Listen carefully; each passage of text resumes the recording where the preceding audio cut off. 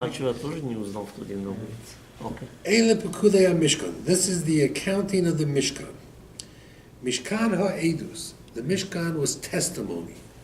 What was the Mishkan a testimony to? Testimony all the Jewish people, no? Well, what was it testifying to? It says the Mishkan was Mishkan ha'edut. Edut means to give testimony, a witness. Mm-hmm. Yeah. What was it a witness to? So Rashi says, How they're loyal to the Hashem, no? no, Rashi says it was proof that Hashem forgave the Jewish people for Or sing the Egel Azar. the sin of the golden calf, the Egel HaZahav. Okay? So let's understand this for a moment over here. Let's just get an understanding. The Jewish people made a golden calf. Yes. Okay? Yeah. Hashem forgave them. What was proof? The Mishkan. Yes. So the Meforshim ask, why was the Mishkan proof? Why was not the fact that Hashem gave the Luchot the second time proof? Moshe time the Moshe Rabbeinu write himself. But Hashem gave it. Yeah. Moshe went up to Shemayim for 40 days and 40 nights. The young people. And then he came down. Then he went up again. Yeah. And he came down on Yom Kippur Because there was no with the clouds. second Luchot. No clouds, that's why. There were plenty of clouds. Yes. It No. was Yom Kippur, plenty of clouds. He gave the Luchot. Yeah. Wouldn't that be proof? When you finish Yom Kippur, do you say Hashem forgave you? Yes. You don't say, now I'm going to build a Mishkan. So why doesn't that work? That's the question. It's an interesting question. Mm-hmm. So the answer that they give is, many people forgive, but they never forget that they forgave you. Yeah, they still have it in the heart. They still have it in the heart. You know what shows a person, you do something wrong, you ask the person for forgiveness, say, I forgive you. Okay, do you want to go get a drink together? No, thank you. No, thank you. You want to go to a movie together? You want to go bowling? Next No, time. thank you. Next time. The fact that Hashem said, you know what, I'm going to build a house right here in your house, that means I forgive you. That means Hashem said, not only did I give you the Luchot, but when I have to choose a neighborhood to live, I'm going to live right next door to you. That's a sign He forgives you. Right? There's a famous story with the Rashash. The Rashash was a very wealthy person, a big Talmud Chacham, very wealthy. He was a Kabbalist. And he lent someone $1,000, 1,000 ruble, $1,000. A month later, the guy gives him back the money. But the Rashash is busy learning. The guy says, here, I have your money. He says, here, take the money. So he says, okay, he takes the money, he just goes like this, he puts it into the Gemara, and he continues reading. A week later, he goes to the guy, he says, I lent you money a month ago, when are you going to give it back to me? The guy says, I gave it back to you. He says, you didn't give it back to me. I would have remembered. He says, you were learning, I gave it to you in an envelope, you put it into your safer. He says, no. You did not give it back to me. Where's my money? They had a whole din Torah. The guy said, I gave it back. The Rashash says, I didn't give it back. Who did the Bet Din believe? Rashash. So this guy was ruined. Everybody was saying he's a thief. He tried to steal from the Rashash. He had to move out of town. A year later, the Rashash is learning again the same book, and he's going through it. All of a sudden, he sees the envelope. So now he feels terrible. So he goes over to the guy and he says, I see now you were right. I forgive you. Let me tell everybody you were right. After a year. After a year.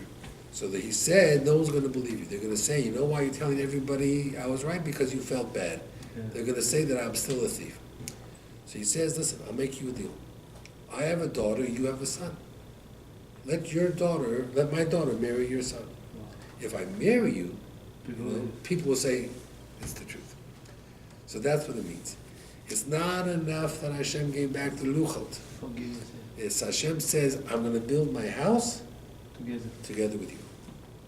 That's forgiveness. So that's a very, very interesting answer. Okay, we talked about this before. When Hashem created the Mishkan, when they built the Mishkan, they started right after Yom Kippur. Yes. When did they finish? Nisan. No. Adar. No. Was They it finished on Hanukkah time. They finished Chavhei Kislev. So they finished in Kislev. During the month of Tevet, Shvat, Adar, 3 months, it sat like in a box in storage. So the question is, if it was going to sit for 3 months, why did they have to rush? They could have started building the Mishkan on Hanukkah and finished Adar, Nisan, for the set up the Mishkan. Why was it so important to build the Mishkan, finish it 3 months early, and let it just sit in a box? It's like you buy a house, you have the closing, but you don't move in for 3 months. The house sits empty. Doesn't make sense. Doesn't make sense. Why? So, the Be'er Yosef, Reb Yosef Salant, he was one of the Rabbanim of Yerushalayim in the 1900s. He says as follows. He says, Moshe went up to Shemayim. How many hours late was he? 6 hours. 6 hours. What did the people do? Panic. They panicked. He says, you know what the people didn't have? Patience. Yes. You come 6 hours late. You're waiting for an airplane. The plane left late, had engine trouble. Come 6 hours late. Do you panic? You have to have patience. Hashem says, let me see if you learn patience. We're going to build the Mishkan. It's going to be finished Hanukkah time. Moshe, should we put it up? No, not today. Tomorrow. Moshe, should we put it up? No, not tomorrow. When, Moshe? Another month or two. What? Another 2? Do you have patience? Or you don't have patience? The whole reason why everything got destroyed was because they didn't have patience. So now we're teaching the people patience. Also, we're teaching the people that it's not the way you understand, it's what Hashem says. But Moshe, everything is ready, let's put it up anyway. No, Hashem said wait. Oh. So should we do that? Should we wait or should we do it anyway? No, we should wait. Why? Because Hashem said wait. That means it was important to teach the people certain things. One of the things that it was important to teach them was patience. The other thing, it was important to teach them that we don't do things by ourselves. We do what Hashem wants when Hashem tells us. If Hashem tells us to do it, we do it. If Hashem tells us to wait, we wait. We don't rush, we don't do things what we think is right. We do what the Torah says is right. These are things that are important for us to do. So that's what it comes to tell us, that we have to wait in order to see everything that is happening. Because there was Nisan, because of the bone of the Yitzhak Avinu, Korban. And that's why we waited, Yeah. because of Yitzhak, that's right, because of Yitzchak Avinu. Yeah. But we waited for that reason, very important. So we learned patience. So therefore Hashem said, start building, finish when you finish, and then we wait. He started to put it up the last week of Adar. Mm-hmm. The 8th day was Rosh Chodesh Nisan. So the Mishkan was ready for Pesach. Yes. So everything was perfect Korban and in the right time. Now, the next thing is interesting. The Ephraim Musar, the Meforshim say, let's say a person who wants something very, very badly. I want to be a Rosh Hashiva. I want it very, very badly. So he davens to Hashem, please make me smart, please give me money so I can be rich, so I can learn in yeshiva my whole life. Doesn't happen. So all this tefillot, did they go to waste? The answer is no. The Bali Musar say, if it doesn't happen to you, don't worry, it will happen somebody else. to your children, to your grandchildren. It will happen down the road. So someone once said, where do we see that? Where do we see in the Chumash or in the Navi that if I want something really bad, Hashem says, because you want it so badly, but I can't do it with you, I'll do it with your children. David HaMelech. By David HaMelech. In the Haftorah this week, look what it says. Vayasef HaMelech es Ponov, Shlomo turned to the people. Vayavarech et kol kahal Yisrael. He blessed the Jewish people, and they were standing facing him. Vayomer, he says as follows, Baruch Hashem Elokei Yisrael, I bless Hashem, the God of Israel. Asher diber b'piv es David Avi. He promised my father that he would build the Beit HaMikdash, and today he kept his promise. Min hayom, from the day the Jewish people left Mitzrayim, there was no house for Hashem, but Hashem chose David, and David was his full heart wanted to build the house, the Beit HaMikdash.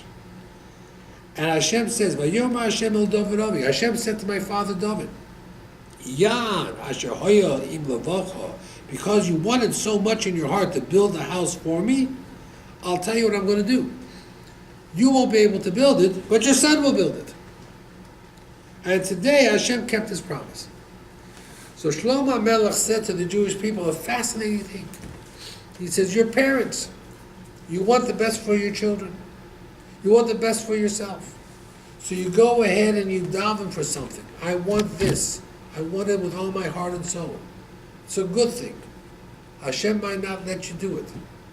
But Hashem says, because you want it so badly, maybe I can have your children do it, or your grandchildren do it. So the tefillah doesn't go to waste. Maybe it will come about through a different source. So that's something that happens. But they say if David wanted to build the Mikdash, never will be destroyed. They say that about Moshe Rabbeinu also. Moshe Rabbeinu never built the Beit HaMikdash. That's three people because of the name of the Adam, Arishon was the three of the people. Correct. They named that. Okay? Now, the Sipurno has an interesting question. He says the first Beit HaMikdash was destroyed. The second Beit HaMikdash was destroyed. The Mishkan was not destroyed. Why not? What was different about the Mishkan than the first and second Beit HaMikdash? That's what the Sipurno said. The Jews built it. That's the answer. He gives that as an answer, which is a very interesting answer. One of the answers he gives, of course, is that the Mishkan was built by Moshe Rabbeinu or Betzalel. Those were different people. But the Sipurno says something very interesting. He says the first Beit HaMikdash, Shlomo built it with workers from Lebanon, non-Jewish workers. Yes. The second Beit HaMikdash, half the people building it were not Jewish. Yeah, But by the Mishkan, only Jewish people built it. And there was something that's built by the hands of Am Yisrael was never destroyed. That's what the Sipurno says. He brings it down from many different Meforshim. He says, "B'mikdash Shlomo hoya ovdei hamolocha bo mitzur." They came from Lebanon, and the second Beit HaMikdash for sure. In Ezra, they talked about all the non-Jews and Jews, a whole bunch of mix-up.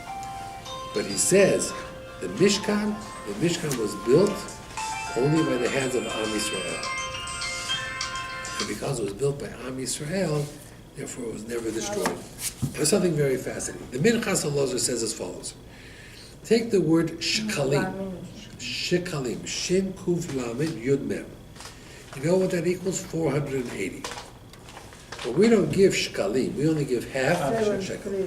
Half of 480 is 240, which is the same gematria as Amalek. 299. Okay? So the shekel was there to neutralize Amalek. Now he brings down that the Rabbi Yosef Cairo, the Shulchan Aruch, Siman Reish Mem, number 240 in Yoredeya, is Hilchot Kibud Avim. He says Amalek tried to destroy the relationship between Hashem and the Jewish people, which is like a father and a child. A father and a child. Okay? Right? A child. So we say that if you want to destroy Amalek, it's very simple. Be strict on your relationship, Kibud Avim. If children respect parents the way they're supposed to, that destroys what Amalek wanted to do. So the Shulchan Aruch, or Yosef Cairo, made that siman, Reish Mem, 240, Kibud Avim. Okay. Now, last week we talked about the fact that what zchut did the Jewish people have to get the Torah? So we mentioned they had a zchut that they were united. Ki ish echad, v'leiv echad. One body, one heart. Because they were united at Har Sinai, they had the Torah. When they made the golden calf, the Egel, the Yerushalmi says they couldn't agree. They had 12 different calves. Every shaven made their own. So they were split. So they lost the Torah. Moshe broke the Luchot. Moshe's job was to bring them all back together again, which is what the Mishkan did. The Mishkan unified them behind the project. Once they were unified, he could replace the Torah, the Luchot came back. In the days of Achashverosh, again, Haman says they're spread out all over, they don't like each other. Mordechai and Esther's job was to bring them back together again. Mishloach monot, matonot le'evyonim. It says in the Megillah, Kimu v'kiblu, but it's written in Megillah, v'kibel, Lashon Yachid, singular. They accepted the Torah again. Why? Because they were united. And on Purim, they accepted the Torah out of their own free will. So it's interesting. My brother-in-law told me a story, Art Scroll. You know what Art Scroll is, right? Every home has a book from Art Scroll. A Chumash, a Gemara, whatever you call it. Art Scroll began in the 1970s. Do you know how Art Scroll began? How did it begin? I'll tell you how it began. Art Scroll, what they used to do was they made invitations. That's what they did, wedding invitations, bar mitzvah invitations. One day, there was a person, I think, who was sick, and Meir Zlotowitz wanted to do something in his zchut. So he published a book on Megillat Esther. He made 10,000, 15,000 copies. It sold out right away. It was a test. It was just something that he wanted to do. There was a rabbi in Brooklyn, Reb David Cohen, who came over to him and said to him, that book that you wrote on Megillat Esther, it really was very, very nice. It was a good job. He gave him a compliment. Because he gave him a compliment and he felt good, he decided to do Megillat Ruth. Then he did Megillat Eicha. Then he did Kohelet. Then he did Shir HaShirim. And you know what came after that? All of Art Scroll. That means Art Scroll began because one person told the other, that was a good job. Good job. It was very nice work. You give a person a compliment, it changes their life. Okay? It changes their life. Everything in this world is midah keneged midah, measure for measure. So, usually, Hashem punishes measure for measure. But the truth is, Hashem rewards measure for measure. You do good, good happens to you. Measure for measure. Someone told me very interesting. He says, you know what's even bigger than a compliment? You give someone a bracha. Ashkenazim are not that much into it, but Sephardim are. You know? You should give it. Listen, I wish you a bracha, you should have atzlacha, you should have mazel, a bracha. You tell that to a person who's Sephardic, wow, you just gave him life. He's the happiest man in the world. So we talk about compliments, but it gives you an example of how powerful a good word is. There's a story my brother-in-law told me. He says there was a person that had laptops, and he had like 40 laptops. So he was going to sell them for $400 each. He figured 40 laptops, $400, he'll make $28,000. So he put it on eBay. 40 laptops, $400 each. The next day he checks his account on eBay, he sees they were all sold out. All 40 sold. He's thrilled, he's so happy.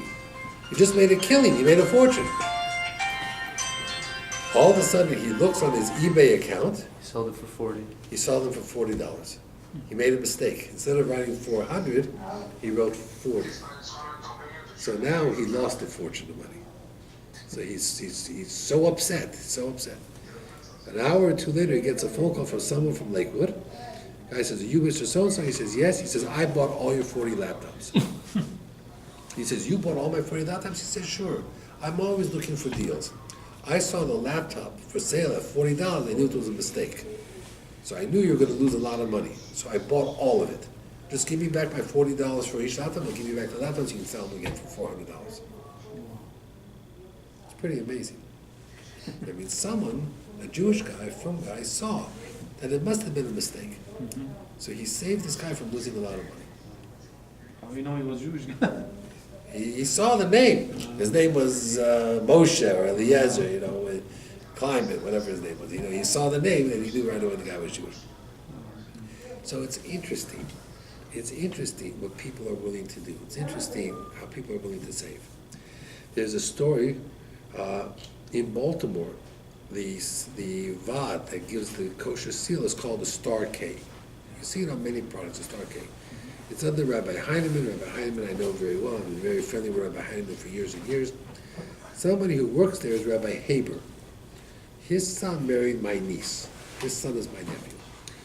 So Rabbi Haber, once told a story. He said that a lady called. They have a hotline. A lady called around 6 o'clock, right around dinner time, that she was preparing a meal, and one of her kids cut an onion with a meat knife. It was a milking meal, and they mixed the onions in. What's the halacha? And he said to her, I'm sorry, it's not kosher, you can't eat it. Because onions have a different rule. This lady was so upset. She says, my whole meal is ruined. I'm an almona, I'm a widow, I have 5 children, I have no money, I have no food, now I have no supper. I feel terrible, what am I going to do? She started crying on the phone. So Rabbi Haber says, calm down. This happens all the time. We get phone calls right around supper time for mistakes in kosher, and often we have to say, I'm sorry, the supper is not kosher. So we have a fund that if you call this phone number to a pizza store, up to $50, they'll deliver you pizza. And just use this code, and she uses the code, and she gets 2 pizza pies and some falafel, and boom, 20 minutes later she has dinner for all her children. Anyway, my nephew was telling over the story. For free? Yeah, for free. It's a fund I have. So my nephew was telling over the story. So someone asked my nephew, is it true that they have such a fund? He says, yeah, they don't have such a fund. My father felt bad for her. So he gave his credit card that she should order the pizza. When the story got out, people were so impressed, they sent checks to the Star K, thousands of dollars. Now they have a fund. Now they have a fund. That means there was no fund. This man, Rabbi Haber, is a big tzaddik. He heard that this woman lost her meal, didn't have anything to feed her kids were hungry, she was a widow. So he said, fine, order some pizza, it makes her for a good meal. The kids loved it, was thrilled. And he was happy. Now he has a fund. It's an amazing what we can do. You don't have to be anybody fancy. What people, every single day, opportunities come up to help other people. And Hashem rewards you. Mida keneged mida. All you have to do is take advantage of the opportunity. We know that everything that happens is measure for measure, and we learn a lot of that out from Megillat Esther. I'll give you an example. Achashverosh tells his officers and his ministers, nobody's as beautiful as my wife. Nobody's as beautiful. And he says, yeah, we don't believe you. So he said, I'll bring her out. Yeah, but we don't want to see her with clothes. We want to see her without clothes. Now, what does Vashti say? No. Not that she cared. She wasn't such a modest person. But now, this day, she had a problem. She had leprosy, or a tail, or boils, whatever it was. The Gemara says, why did this happen to her? Because she made Jewish girls work on Shabbat without clothes, or wearing very little clothing as possible. So because she abused these girls, now she was going to happen to her. And the Megillah says, you know why this happened? Because of what she did. What do you mean what she did? What she didn't do. She didn't come. No, what she did to the Jewish girls, we call that karma. What comes around, what goes around, comes around. Okay? Haman. Haman asked Achashverosh get rid of the Jews. Achashverosh says, no, not a good idea. Paro tried to do that, look what happened to him. Sancheriv tried to do that, it didn't work well. Belshazzar tried to do it, he got killed also. Not interested. So Haman says, come on, what are you keeping them for? They're lazy. Hashem, they're sleeping. They don't keep Torah, they don't keep mitzvahs. Hashem is not interested in them. Not only that, they treat a cockroach better than you. If they have a glass of wine and a fly or a bug falls in, what do? They take out the bug and they drink the wine. But if you touch the wine, you know what they're going to do? They're going to pour out all the wine.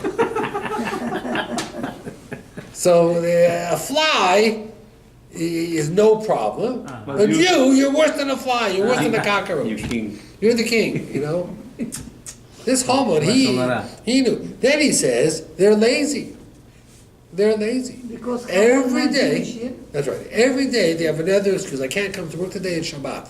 I can't come to work today, it's Rosh Hashanah, it's Yom Kippur, it's Sukkot, it's Pesach, it's Hanukkah.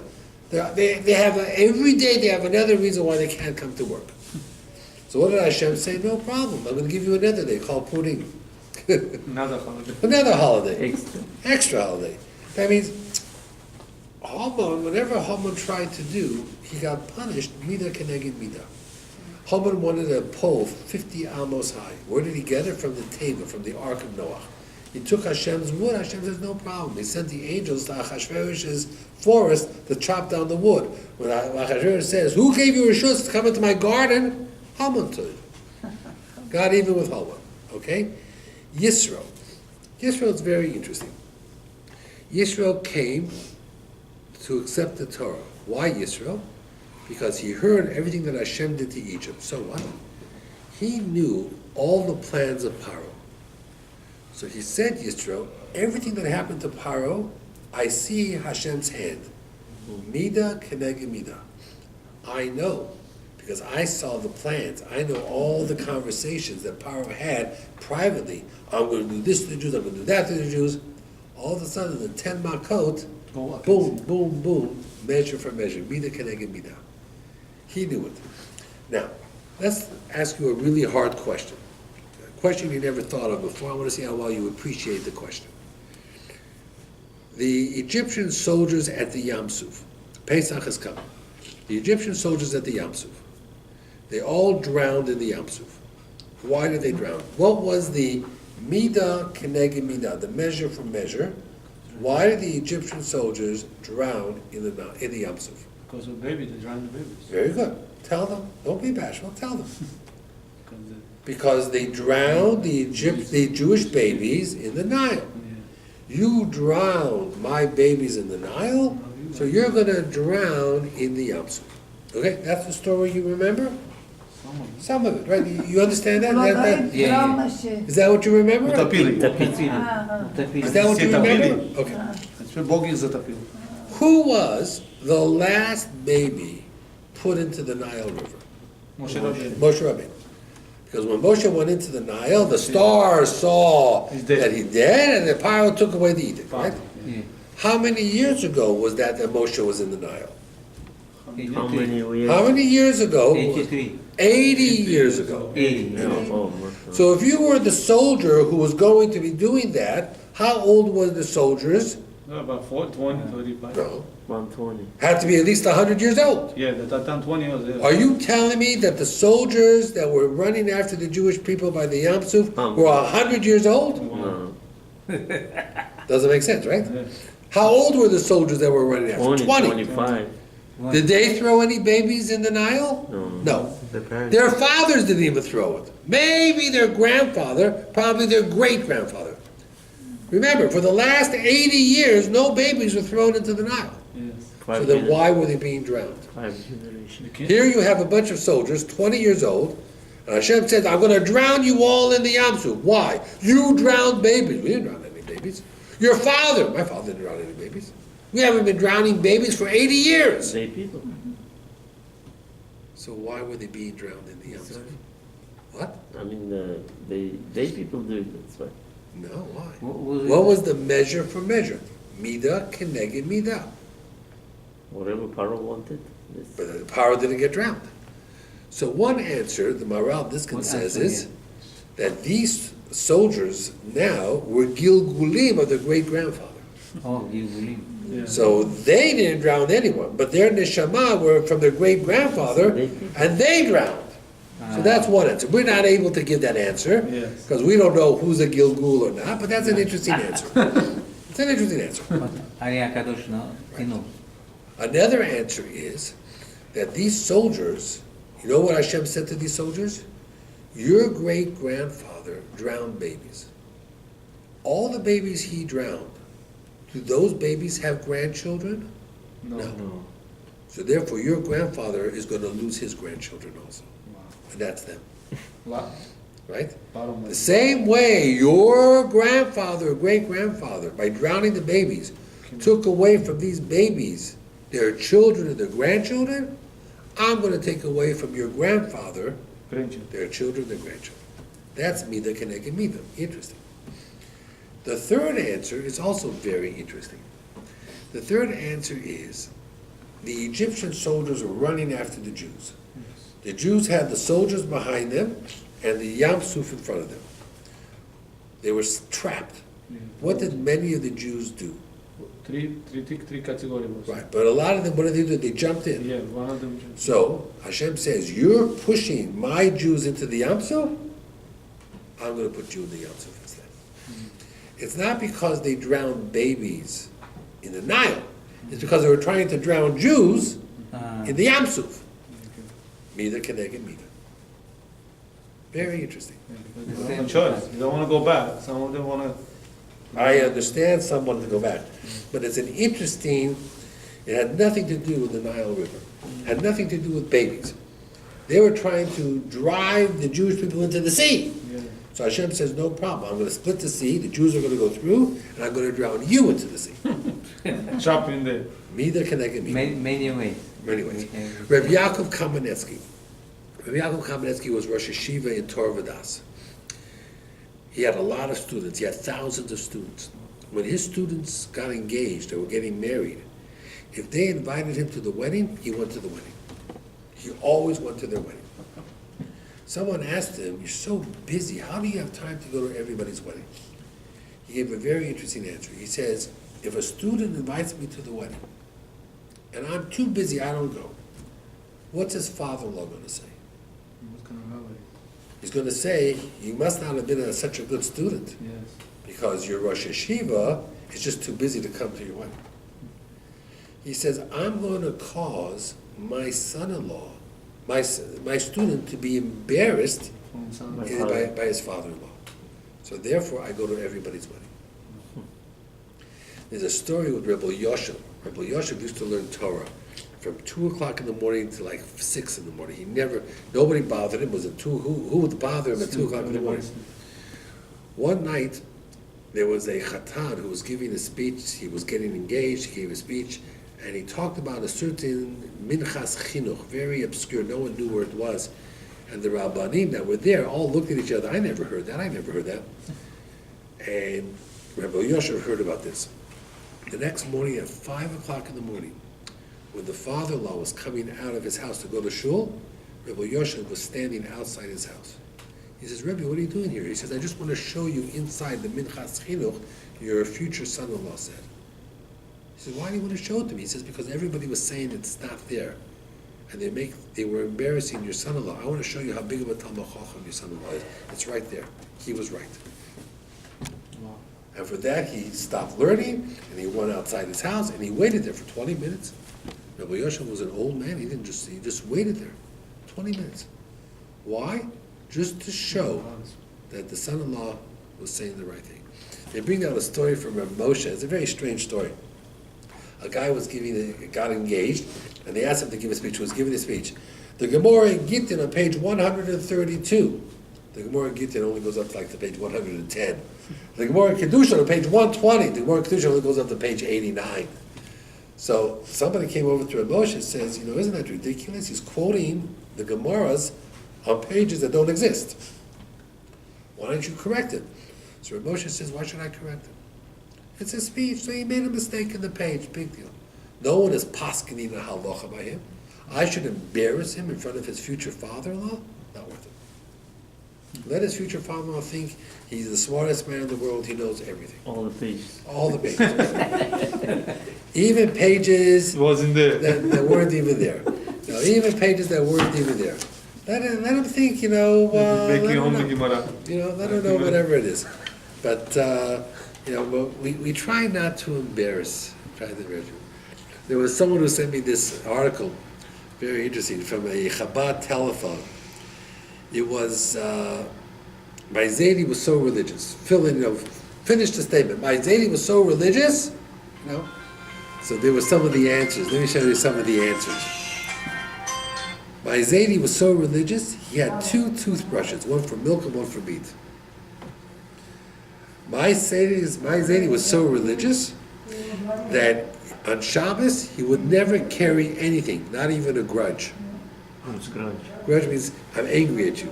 Carry a grudge. I want to carry a grudge. My Zedi was so religious that in all of Shiva, he stood. What does the word Shiva mean? To sit. You sit Shiva, right? You sit down on the ground. Yeah. He was so religious, he stood all Shiva. He didn't sit. These are jokes. These are not. Don't get too serious about that. You know, my Zedi was so religious he would never eat a cow because a cow had milk in it. You know, things like that. You know, why my Zedi was so religious. I had to. One of the schools asked me for some stories on Hakarat Tov, showing respect and thankful. So I have a few stories here I want to share with you, and then maybe we'll call it a night and we'll start getting ready for tomorrow.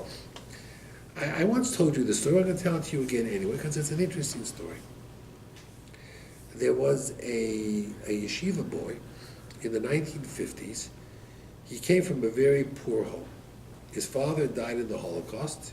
He had it was his mother and him. That's all it was. You know, they had very little money. For breakfast, maybe he had a piece of toast. You know, that was his breakfast. And for supper, he had very little things. For lunch, maybe he had a sandwich, which was really just 2 pieces of bread. She didn't even have a piece of cheese to put in, maybe some peanut butter. Anyway, one day he opens up his lunch bag at lunch, and it's empty. And all there is a piece of paper. And the piece of paper says, "I'm really sorry. I had no money to buy lunch. But I have a job to do this afternoon, and if I get paid, I promise you a delicious supper."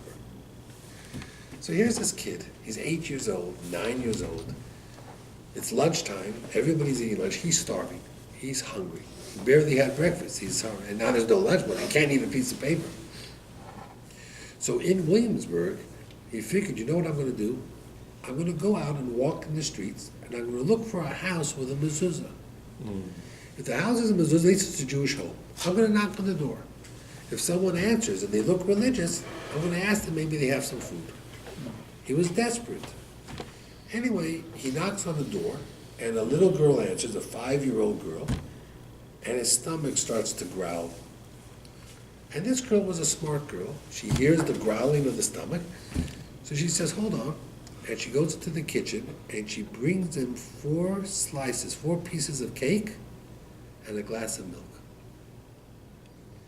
And he looks at it, and he just gobbles it all down. And he says, "Thank you," and he goes back to the yeshiva. And he writes in his, he wrote a memoir, a book. He writes that the day that his mother didn't give him lunch, Diary. he had the best lunch he ever had. 4 pieces of cake and a glass of milk. It was the best lunch he ever had. But on the way home, way back to the yeshiva, he said to himself, "I am never going to be so poor. I promise I am never going to be poor like this." And he was straight A. He finished elementary school. He finished high school. He went to college. He became a doctor. He became a surgeon. He became a heart specialist, a cardiac specialist. And the story goes that he became head of cardiology at Mount Sinai Hospital, like one of the biggest hospitals in New York. He was the head. And he had a trauma team that whenever any case came in that was so difficult, that was his case. They called him. He writes down that a lady once came in and her heart stopped beating. She was in cardiac arrest. And they were going to pronounce her dead. And his team jumped in and they revived her. And she coded. I mean, her heart stopped again. And they went back a second time and a third time. Finally, he was able to stabilize her. And, when he went in to see her in the intensive care, the ICU, and her family was there, her husband, her children, her grandchildren. So they were so thankful to the doctor. He saved their life. And he says, nobody could have done it. Everybody else would have said she died and that would have been it. His team, that was what his team could do. His team, they were the best. Anyway, this lady got better. She left the hospital and she got the bill in the mail for her hospital stay. She had insurance, but the insurance in those days didn't cover. The bill was $180,000. That's how much the bill for the hospital was. She was at the hospital for a month. So she didn't have $180,000. So she, with her husband and some family members, went down to the hospital to meet with a financial aid. Maybe they could refinance their home, they could pay it out slowly, they had a system, and they started working out how to do it. Suddenly, the lady from the financial aid says, oh, there must have been some mistake, because on the bottom of the bill, it says paid in full. So maybe your insurance paid for it. She says, not my insurance, I can't pay for it. I don't know it must be a mistake. I don't want to take the money from the hospital. So he turns it over, the bill, and on the back it's written, paid in full, a small price to pay for 4 pieces of cake and a glass of milk. When he went to see her, he schmoozed with her, where are you from? And go, if I come out, she was from Williamsburg. She was the little girl that gave him the cake. How he find out? That was because they were talking. Where'd you go? You grew up in Williamsburg. What street? This street. Oh, I remember. The second house from the corner. So when he found out that this lady, who's now married with children, was the 5-year-old girl that saved his life in his mind. Wow. So he said, you know what? I'll pay the bill. $180,000 bill, paid in full. No charge. Why? Small price to pay for 4 pieces of cake and a glass of milk. That's called Hakarat HaTov, right? That's called, so I wrote it up, the story, and one of the schools asked me for the story. There's another story. This was by Rabbi Zilberstein. Very interesting story. I want to share it with you as well. And then we'll call it a night. There was a widow with 5 children living really they were living in Eretz Yisrael, really in Israel, but let's say living in New York. And she had a leak by one of her faucets. So she called a plumber, a contractor. The plumber comes in and he sees that the faucet is leaking, but the problem is worse than that. It's not just the faucet's leaking, but the pipe is cracked in the wall. And he has to open up the wall. These pipes are behind the walls. You have to break open the whole wall. Now this lady has no money. She can't have a pipe leaking, her whole house will get flooded. So she doesn't have a choice. So she says to the contractor, please try to do it as inexpensive as possible. And he says, no problem. And he breaks open the wall and he puts in a new pipe and the faucet and he has to plaster. Now, when you plaster, you have to put up sheetrock and you have to plaster, it has to dry. So he's in the house and he sees that this house is falling apart. The wind blows through the windows at night, it's freezing cold in this house. So he starts, he's a carpenter, he starts fixing the windows. He plasters and he fixes the windows. And the other sinks have problems, they have leaks, he fixes that. And the toilet has a leak, he fixes that. And the kitchen sink has a leak. So over the next 3 or 4 days, he's fixing up 20 things in the house. Making the house, and this room needs a paint job, and so he paints, he gives the house a facelift. When he's done, the lady says to him, I can't pay you, but tell me how much I owe you, and I'll pay you over time, let's work out a bill. The guy says, you don't owe me anything. She says, how could that be? She says, in the city, they have a program called home beautification. And it's an interesting program. If you live on a block where all the houses look nice and one house is falling apart, you know what happens? Because that house is falling apart, the value of all the other houses goes down. So the city, through the taxes, has a program where they fix up the house that's falling down because otherwise the property values go away.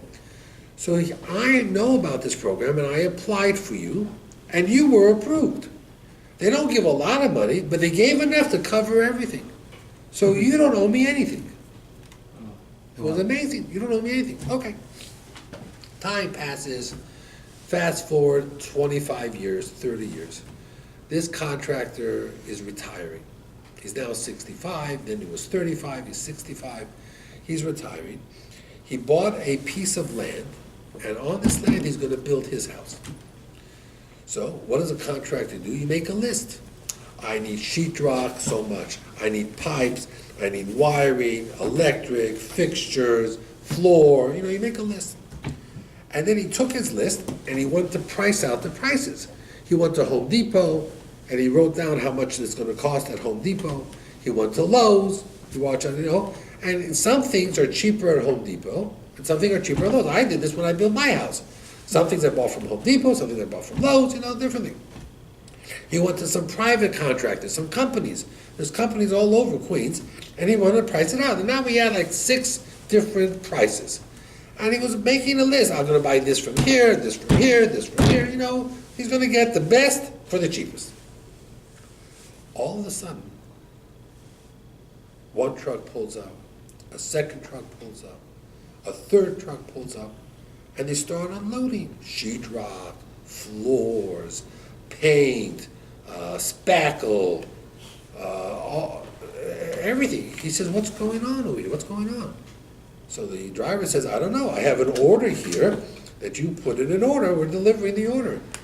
He says, I didn't order this stuff. I went down to your company to price it. And some things I will buy from you, but not everything. I'm looking now to get the best prices.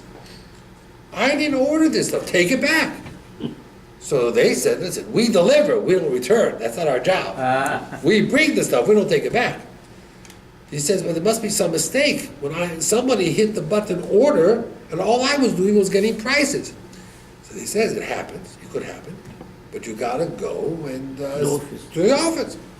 Well, he goes to the office and he's furious. He says, I know all about you guys. You deliver things thinking that I'm gonna buy it because I'd rather buy it than send it back. Well, I'm sending it all back. So the secretary says, don't scream at me. What do you want from me? The boss is inside. Go speak to the boss. Goes into the boss, and he says to the boss, I know about you con artists and you scam artists, and you're not going to get away with this, and you're not going to be able to charge me top dollar for things I can get cheaper. He says, calm down, calm down.